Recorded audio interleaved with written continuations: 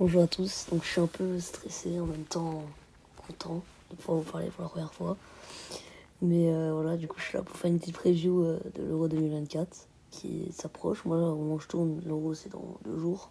Donc voilà, je suis content et ça va pouvoir me permettre de vous parler un peu football. Donc pour commencer dans le groupe A, donc ouais, je vais faire des pronostics de tous les groupes, des détails un peu sur chaque équipe. Donc dans le groupe A, en première position, par exemple, je pense qu'on va retrouver le pays hôte de l'Allemagne. Parce que je les vois aller loin dans cet Euro, parce que je trouve qu'il y a vraiment un mélange entre expérience et jeunes joueurs. Par exemple, Kroos, Neuer ou encore Thomas Müller. Mais aussi des joueurs comme Rudiger ou Gundogan ou encore Kimmich qui évoluent au top niveau déjà depuis plusieurs saisons. Mais qui sont déjà du coup un peu quand même un petit bagage d'expérience. Et après, il y a aussi des joueurs très prometteurs comme Wirtz ou Musiala qui franchement... qui je trouve vraiment va passer un cap sur ces dernières années au Real. Et il y a aussi des joueurs, Pascal Gross, Mittelstadt ou Robert André, c'est vraiment des joueurs qui t'apportent quelque chose de différent. Et qui t'as aussi Füllkrug, Leroy Sané qui est déjà au top niveau et qui a encore beaucoup à prouver. Je pense notamment à Füllkrug, ouais, qui a encore beaucoup à prouver. Ensuite, en deuxième position, moi je pense que ça va être la Suisse, mais franchement c'est assez imprédictible cette deuxième position. Bah, après, il y a quand même des joueurs comme Xhaka et Akanji et ils sont bien, ils ont une bonne dynamique la Suisse avec des très très bons résultats pour les qualifs et seulement une petite défaite sur les derniers matchs amicaux. Donc je pense que c'est pas mal. Il y a aussi des joueurs assez prometteurs comme Okafor ou le petit Amdouni de Burnley. Et sinon il y a toujours la présence de Brahim Mbolo et Shaqiri pour de l'expérience. Il y a aussi la bonne présence sur la ligne de Kobel et Sommer. Ensuite en troisième position, dans ce groupe, je vois la Hongrie. Tout porte à croire que l'Écosse est meilleure et je suis sûrement en train de me tromper. Mais j'ai un feeling avec cette équipe de la Hongrie, portée par le Dominic Szoboszlai, qui franchement en tant que fan de Liverpool, j'adore. Malgré sa deuxième partie de saison légèrement en dessous. Quand on voit jouer cette équipe, on ressent une alchimie et une bonne mentalité, sûrement un populaire jeune. Mais moi, je vois bien la Hongrie terminer à la troisième place, puis éventuellement aller chercher un beau parcours. Quatrième position. Vous l'aurez compris, en quatrième position, je mets l'Écosse que beaucoup voient terminer à la seconde position, mais même s'il y a une excellente dynamique sur le début des qualifs avec 5 victoires consécutives, je ne les sens pas venir en confiance avec une petite victoire sur les 7 derniers matchs, dont 3 défaites avec un lourd 4-0 face aux Pays-Bas. Ensuite, dans le groupe B, donc je vais commencer par la quatrième position cette fois. Donc dans la quatrième position, moi je pense que, franchement, désolé l'Albanie, parce que franchement les pauvres, ils ont fait des qualifs exceptionnels.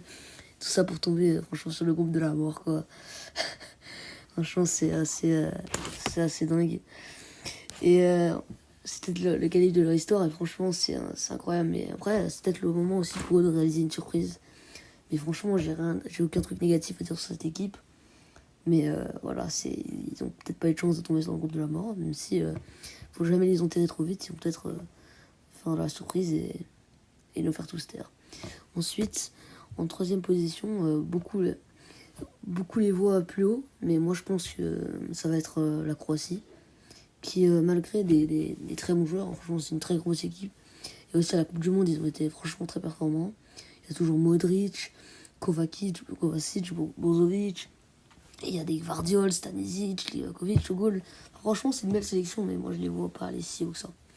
Ensuite en deuxième position, je vois l'Italie, qui je pense va réaliser un très très bel Euro avec des joueurs que je trouve très bons, surtout en défense, avec je sais pas, des joueurs comme Darmian, Di Marco, Bastoni. J'aime bien un peu ces joueurs qui proviennent de l'Inter. Je trouve que l'Inter globalement c'est une très bonne défense avec des joueurs italiens, donc franchement ça peut être pas mal. Ensuite il y a aussi Kamaka ou Klesa qui ont encore énormément de choses à prouver, et ça justement je pense que ça va faire du bien d'avoir des joueurs qui ont faim. Et il y a Barella que j'adore aussi, franchement quel joueur. Et t'as encore ce bandit de Donnarumma qui est là au goal et qui peut toujours apporter.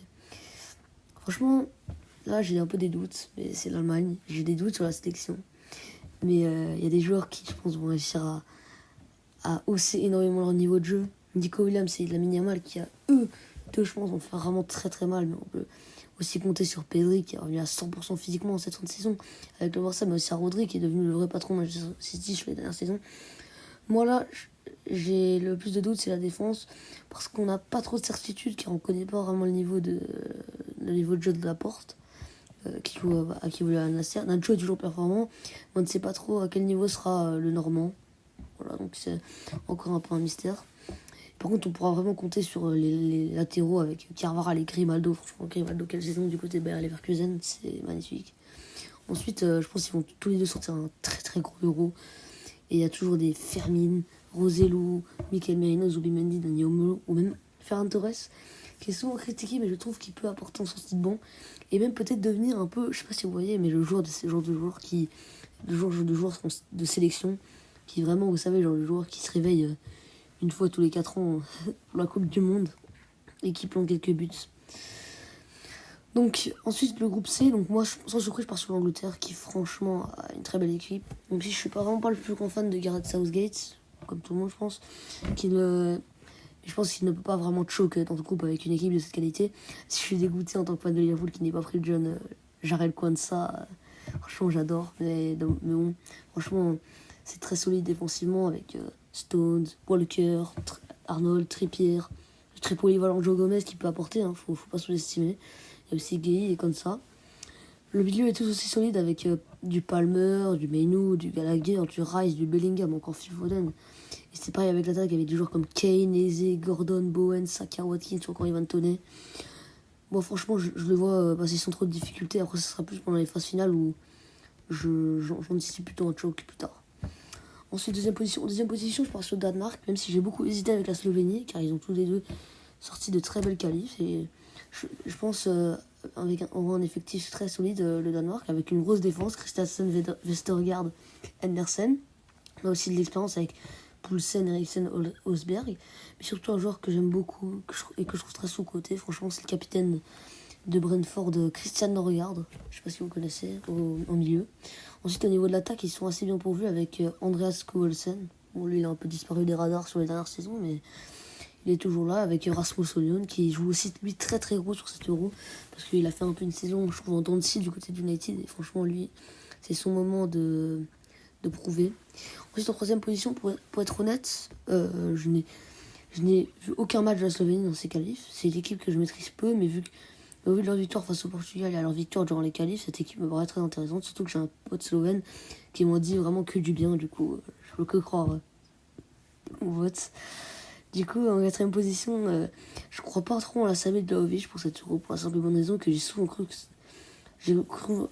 en eux, comme l'équipe capable d'aller créer la surprise sur les compétitions, mais à chaque fois, l'équipe s'écroulait en poule ou en huitième. Ensuite, donc le groupe D, donc je prépare une vidéo express pour le groupe de la France. Ensuite, pour le groupe E, donc en première position, je pars sur la Belgique, qui ont réalisé de très très belles qualifs. Et franchement, j'aime beaucoup leur nouvelle génération de joueurs, qui je trouve manquaient un peu en 2022 avec Doku, Amadou Onana, Bakayoko, De Ketelaere, Trossard, ou encore même Loïs Openda qui a fait une très belle saison du côté de Leipzig. Franchement, ils peuvent encore compter sur Carrasco ou Lukaku pour apporter un peu de l'excellence, ou même Axel Witsel qui doit s'imposer comme un cadre. Cette équipe, sans oublier évidemment Kevin De Bruyne qui va s'imposer pour moi définitivement comme le leader de cette équipe, parce que je pense que c'est un joueur, peut-être celui qui a évolué au plus haut niveau. Il sort d'une très grosse saison avec City, même si je suis pas forcément le plus grand fan de Kevin De Bruyne, mais en général, là franchement, je pense qu'il peut que sortir un gros euro. En deuxième position, je pense que l'on va retrouver l'Ukraine de Lunen ou encore Modric. Mais au-delà de ces joueurs là, je trouve qu'il y a encore de la qualité avec Malinovski, Zinchenko, Mikolenko de Everton, et Remchuk et surtout Dovbyk qui sont d'une très grosse saison en Liga avec Girona, donc franchement c'est sympa. Ensuite ils ont réussi à passer les barrages dans les derniers instants et je pense que ça va leur faire gagner en confiance. Surtout pour des joueurs comme Modric qui sont pas forcément en conscience du côté de Chelsea mais qui a quand même marqué vers la fin du match durant les barrages et franchement je pense que ça va lui faire prendre en confiance. Ensuite troisième position, je pense qu'il aura la Slovaquie que je vois meilleure que la Roumanie pour la simple et bonne raison que je ne crois pas du tout en cette équipe la Roumanie que je vois terminer 4ème. Je pense que leur qualif était plutôt en masse de leur niveau dans le groupe de la Biélorussie, Israël, Andorre ou encore le Kosovo qui sont pour le cas des équipes pas très réputées pour leur niveau au foot, on va dire ça comme ça. Je sais que certains les voient comme une équipe capable d'aller créer la surprise mais moi je ne pense pas qu'ils sont capables d'aller créer cette surprise dans ce groupe, mine de rien, assez relevé. Donc pour le dernier groupe, le groupe F, donc franchement le Portugal c'est pour moi la première équipe qui me vient à l'esprit, avec franchement une équipe où il y a un bon mix expérience, jeunesse, tout ça. Il y a toujours Cristiano Ronaldo, Pep, tout ça, et franchement Moi, franchement, je suis très fan, surtout depuis qu'il y a Roberto Martinez qui arrive à la tête de la sélection. Sinon, on est sur toujours Ruben Dias, Pep, Nuno Mendes, Diogo Dao, João Cancelo, même si je suis pas trop fan de sa saison au Barça. T'as toujours Palhinha, Vitinha. Ah oui, Vitinha qui mise gros sur 7 euros. Hein.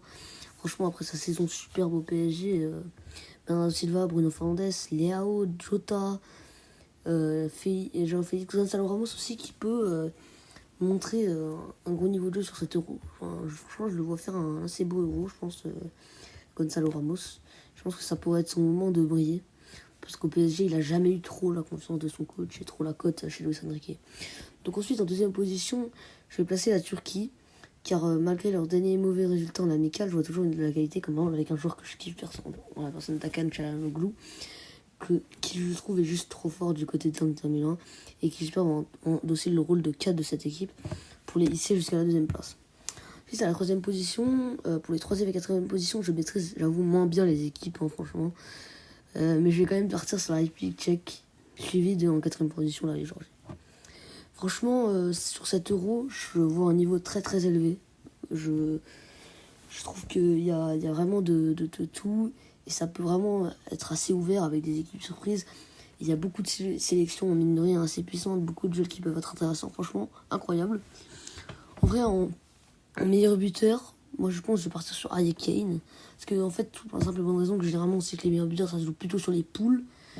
Et là, l'Angleterre n'a pas une poule très relevée, donc je pense que Harry Kane va pouvoir planter ses buts, surtout qu'il tire généralement les pénaltys, etc. Ah oui, quand même, il y a Cole Palmer, j'avais oublié, mais moi je pars sur Harry Kane. Bon, il peut toujours y avoir un Mbappé, un Bellingham, un Lukaku, même un Cristiano Ronaldo, on sait jamais.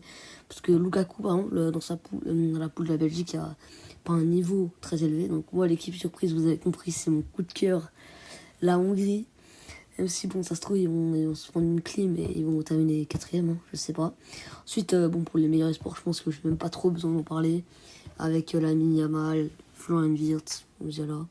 Même si moi, j'ai plutôt une préférence pour Lamine Yamal, franchement, perso, mais après, Musiala, j'adore aussi.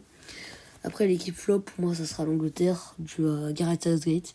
Même si je les vois faire une très bonne phase de poule, je pense que le niveau va augmenter, je les vois un peu choke, donc... Voilà, c'est comme ça. En tout cas, merci beaucoup de m'avoir écouté. Le moins que je puisse dire, c'est que c'est pas un exercice facile. Que j'étais assez nerveux pendant que j'enregistrais, mais là, franchement, je trouve que c'est cool. Et j'espère que ça vous a plu. Et merci de m'avoir écouté. Donc, je répète encore une fois, merci de m'avoir écouté. Je veux juste dire aussi que j'avais pris un léger retard sur le montage de la vidéo. Donc en fait, du coup normalement elle est censée sortir vendredi pour le début de l'Euro. Mais j'ai pris un peu de retard et du coup elle sort que ce lundi. Du coup je m'en excuse. Je voulais aussi par contre prévenir sur le fait que j'étais assez nerveuse et stressée. Vous avez peut-être dû le remarquer. Et j'espère que ça va un peu se débloquer à l'avenir. Et que je vais pouvoir plus interagir forcément avec vous. Mais là, il faut vous dire que c'est ma première vidéo et ça. Je suis peut-être un peu plus fermée que je le serai par le futur.